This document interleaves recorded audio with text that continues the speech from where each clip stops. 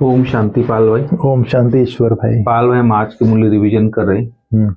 आज 9/1/2025 की मुरली है। और पाल भाई, आज खास बाबा ने कहा है कि मीठे बच्चे जी, तुम्हें विकर्मों की सजाओं से मुक्त होने का पुरुषार्थ करना है। इस अंतिम जन्म में सब कुछ हिसाब किताब चुकता कर पावन बनना है। तो ये आज की हेडलाइन है पाल भाई। तो इसके ऊपर थोड़ा डिटेल आप बताएं। जी, आज 9 जनवरी 2024 है ईश्वर भाई जी।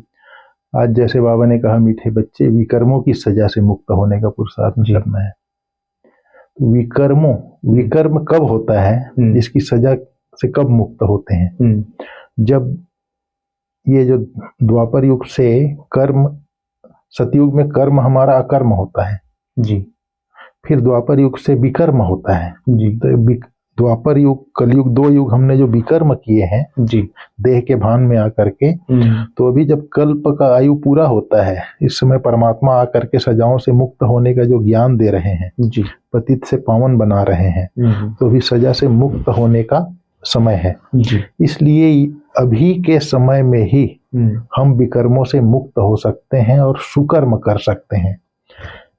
हिसाब किताब चुकता कर पावन बनना है। हाँ। हिसाब किताब की बात है। अभी संगम युग में सुकर्म अर्थात श्रेष्ठ कर्म करके हम अपना भाग्य श्रेष्ठ बना सकते हैं। वो समय चल रहा है।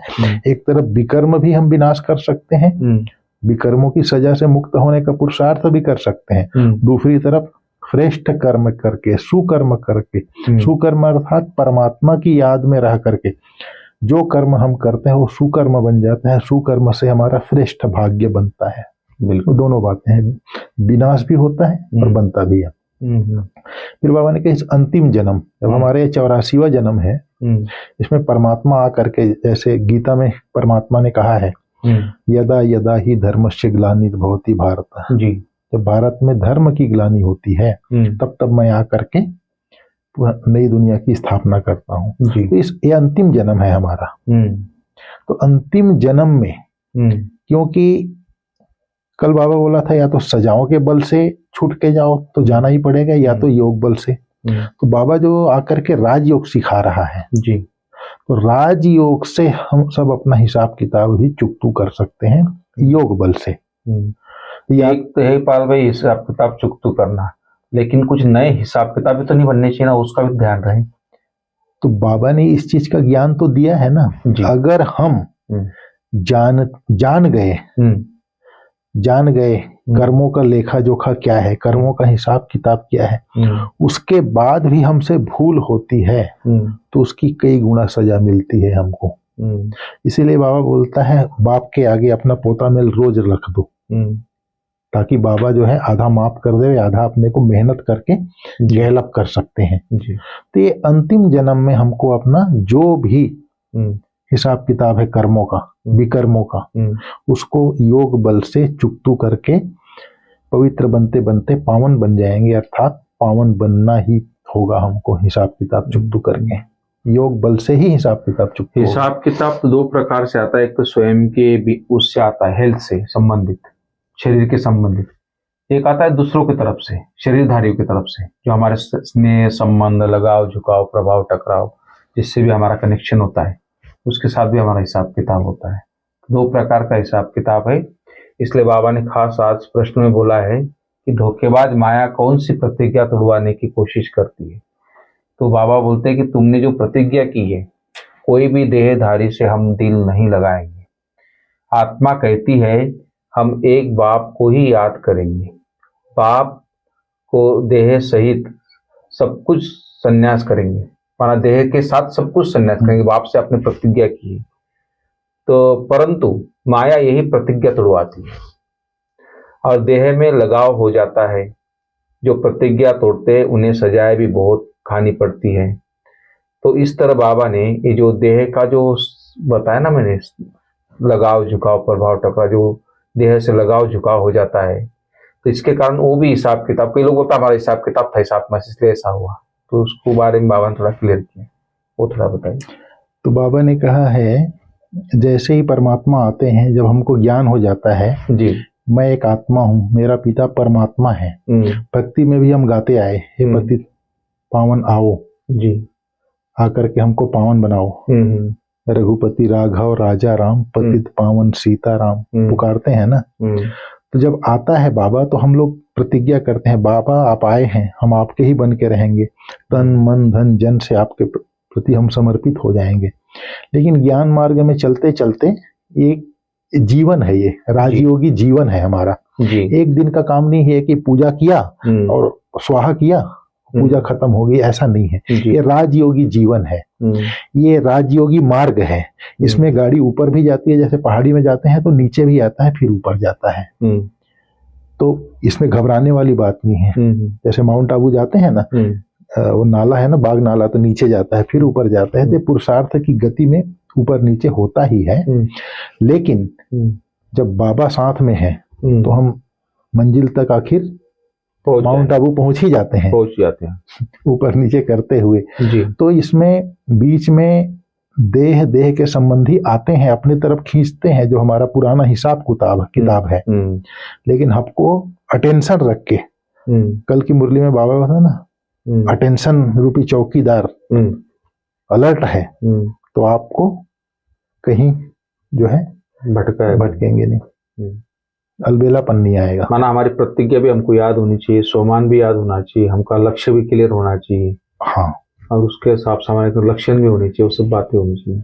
तो माया बीच में इंटरफियर करके प्रतिज्ञा को तोड़वाती है। जी। देहधारियों के, मान लीजिए किसी ने सुख दिया थोड़ा सा, किसी ने सहयोग किया, तो फिर उधर लगाव हो जाता है, झुकाव हो जाता है। तो ये सब आते आते फिर आदमी संभल जाता है। माया अपना इंटरफेयर करती है, लेकिन हम संभल करके, हमको गीत भी है ना, हमें इन राहों पर चलना है, संभल संभल के चलना है। तो इस तरह से ये मार्ग है, एक दिन का नहीं है ये। जी। इसलिए मार्ग में संभल संभल करके चलना है। फिर बाबा ने आज बताया है, बच्चे सब रावण की जेल में हैं, कामचिता पर बैठ करके सब काले हो गए हैं। फिर बाबा ने कहा आत्मा और परमात्मा की जो नॉलेज है, इसका बहुत महत्व है। छोटी सी आत्मा में कितना पार्ट अनूंधा हुआ है, जो आत्मा बजाती रहती है। बाबा ने कहा देहाभिमान में आकर पार्ट बजाते हैं तो आत्मा स्वधर्म को भूल जाती है। अब बाप आकर हमको आत्माभिमानी बनाते हैं, बाबा ने कहा जी, क्योंकि आत्मा ही कहती है हम पावन बने, तो बाबा कहते हैं माम एकम याद करो। फिर बाबा ने कहा आत्मा साफ साफ कहती है हम पतित बने हैं। पतित उनको कहा जाता है जो विकार में जाते हैं। बाबा ने कहा यह सबका अंतिम जन्म है, तो हिसाब किताब चुकतू करके जाना है, इसलिए बाबा साक्षात्कार कराते हैं। फिर पतित को विकर्मों का दंड जरूर भोगना पड़ता है, पिछाड़ी में कोई जन्म देकर ही उसका सजा चुकतू कराएंगे, इसलिए शरीर धारण करना पड़ता है, बाबा बोले। फिर बाबा ने कहा अब देही अभिमानी बनो, बाप को याद करो तो देह अभिमान की बीमारी छूट जाए। सारा दिन देह अभिमान में रहते हैं, बाप को बड़ा मुश्किल याद करते हैं।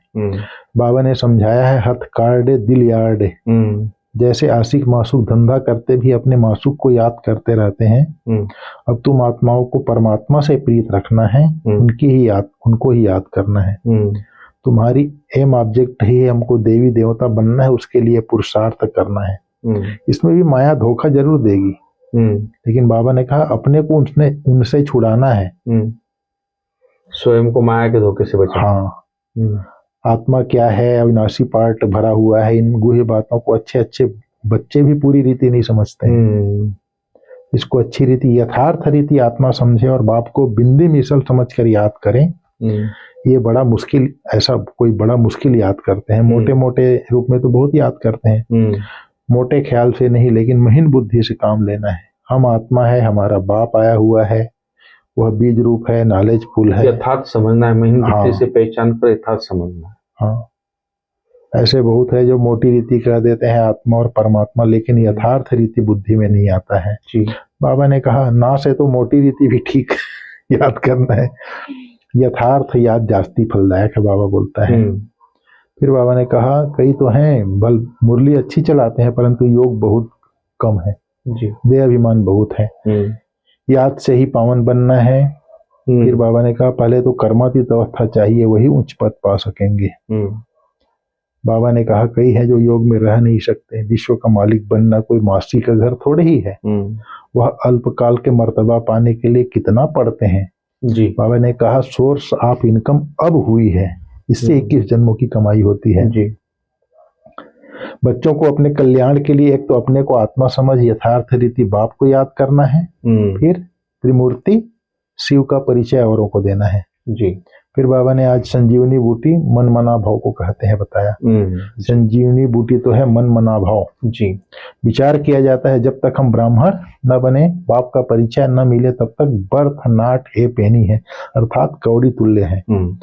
मर्तबे का मनुष्यों को कितना अभिमान है, किसी का पद पोजीशन होता है तो। जी ज्ञान देने वाला ज्ञान सागर बाप एक ही है, इसको ही रूहानी ज्ञान कहा जाता है। रूह बैठ रूहों को ज्ञान देते हैं, वह मनुष्य मनुष्य को देते हैं। जी मनुष्य कभी स्पिरिचुअल नॉलेज दे न सके। ज्ञान का सागर पतित पावन लिबरेटर सदगति दाता एक ही बाप है। समझ में आया? जी। तो पूरी मुरली का बाबा ने चला इसका धारणा सार में खास पाल बयाज बोला है बाबा ने कि कर्मातीत बनने के लिए बाप को महिम बुद्धि से पहचान कर यथार्थ याद करना है, जो आपने बीच में ही बाबा ने बताया। पढ़ाई के साथ साथ योग पूरा अटेंशन देना योग में, क्योंकि पढ़ाई भी मेन तो योग भी मेन है, मुख्य। ऐसे नहीं कि पढ़ाई जैसे बाबा ने बोला अच्छा मुरली तो सुना देते लेकिन योग में कच्चे रहते थे तो धारणा नहीं हो पाती। इसलिए बाबा ने बोला स्वयं को माया के धोखे से बचाना है, कोई भी देह में लगाव नहीं रखना है, किसी के भी, अपने स्वयं के भी। बाबा ने बोला आज खास बाबा ने बोला अपने स्वयं के देह में भी लगाव नहीं होना चाहिए। सच्ची प्रीत एक बाप से ही रखनी है और देह अभिमानी में नहीं आना है, मतलब देह अभिमान में नहीं आना है, आत्माभिमानी बनना है, बाबा ने खास आज बोला है। तो ये इसका जैसे कर्मातीत बनना है जी। कर्मातीत मतलब कर्म के बंधन से अतीत। उसके लिए एकदम महीन बुद्धि, अपने को आत्मा समझ करके मैं आत्मा बिंदु मेरा बाबा बिंदु यथार्थ पहचान कर याद करना है। फिर बाबा ने कहा पढ़ाई और योग, जब पढ़ाई होगा तभी योग होगा जी, उसका अटेंशन देना है जी। फिर बाबा ने कहा कोई की भी देह में लगाव नहीं रखना है। जब हम जान गए ये देह विनाशी है, 5 तत्वों का पुतला है, मिट्टी पानी का बना हुआ है, जब जान गए जी, ये तो सिर्फ प्रकृति के 5 तत्व हमको असेंबल करके दे दिया है, हमको जीवन निर्वाह अर्थ शरीर दिया है, परमात्मा का अमानत है ये, इसलिए इससे लगाव नहीं रखना है बाबा ने कहा। और सच्ची प्रीत एक बाप से रखना है, जैसे आशिक मासूक एक दूसरे को याद करते हैं इस तरह। और देह अभिमान में नहीं आना है। बिल्कुल। सच्ची प्रीत बाप से तब रख सकेंगे जब अपने आप को आत्मा समझेंगे। जी। देह अभिमान में आएंगे तो सच्ची प्रीत रख नहीं सकेंगे। देह अभिमान में आया तो मरा। बिल्कुल। जैसे ही देह अभिमान आया 5 विकार आके घेर लेते हैं। जैसे चींटी मरती है ना, या कोई कीड़ा मरते हुए देखा ना, चींटी आके झूम जाती है, ऐसे ही देह, मैं स्त्री हूँ पुरुष हूँ, देह भान आया तो समझ लीजिए कि सारे विकार आकर के घेर लेते हैं। तो पाल भाई आज का वरदान बहुत अच्छा बाबा ने कहा है जी। आज की मुरली में बाबा ने ब्रह्म मुहूर्त के लिए खास याद किया है। जो हमारा अमृत बेला होता है जी, वो खास मुख्य होता है, क्योंकि उस टाइम बहुत पॉजिटिव वाइब्रेशन पूरी दुनिया में होता है। तो बाबा ने बोला ऐसे ब्रह्म मुहूर्त के समय वरदान लेने और दान देने वाले बाप समान वरदानी महादानी भो। तो आज बाबा ने वरदान दिया है, तो क्या महत्व बाबा ने बताया ब्रह्म मुहूर्त का।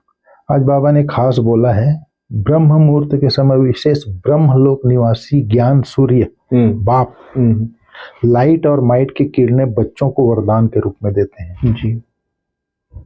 ब्रह्मलोक निवासी बाप ज्ञान सूर्य जी, लाइट और माइट की किरणें बच्चों को वरदान के रूप में देते हैं। बाबा ने कहा साथ साथ ब्रह्मा बाप भाग्य विधाता के रूप में भाग्य रूपी अमृत बांटते हैं।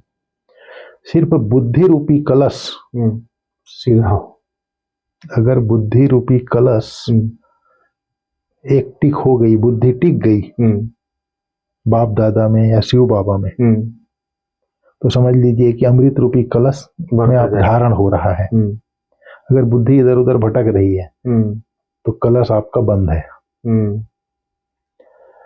तो बुद्धि रूपी कलश अमृत धारण करने योग्य है। किसी भी प्रकार का विघ्न या रुकावट न हो, अर्थात बुद्धि में भटक न हो, बुद्धि का भटकना न हो, तो सारे दिन के लिए श्रेष्ठ स्थिति व कर्म का मुहूर्त निकाल सकते हो। जी। सारे दिन के लिए श्रेष्ठ स्थिति व श्रेष्ठ कर्म का मुहूर्त निकाल सकते हो, क्योंकि अमृत वेले का वातावरण ही वृत्ति को बदलने वाला है। बिल्कुल। उस समय का जो पीरियड होता है 4 से 8 का, हमारी दादी प्रकाश मणि बोलती थी 8 घंटा का चार्ट के लिए। सुबेरे 4 से 8 आप साइलेंस में रहो, शाम को 6 से 10 साइलेंस में रहो, 8 घंटा का चार्ट ऑटोमेटिक हो जाता है बोलती। तो ये हमारे शरीर से 4 से 8 के बीच में ऐसे हार्मोन्स स्रावित होते हैं। उस समय जिस वृत्ति में आप रहेंगे 24 घंटा के लिए वही उसी साइकिल में रहेगा जी।